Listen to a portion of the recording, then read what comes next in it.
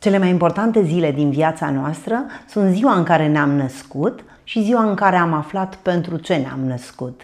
Unii află asta la 9 ani, alții la 27, alții la 54 și unii niciodată. Copiii noștri sunt viitorul. Foaia matricolă nu garantează succesul în viață. Vor trăi ei împlinirea visurilor lor sau ale tale? Tu ai descoperit calitățile și talentele înnăscute ale copilului tău? Poate el să vorbească liber în public?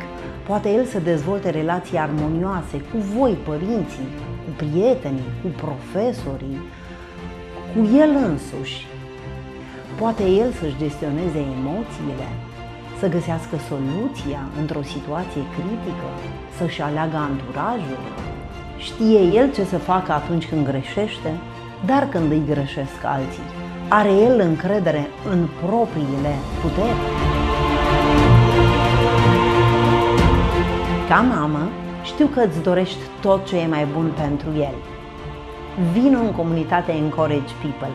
Hai să antrenăm copiilor noștri încrederea și curajul de care au nevoie în viață.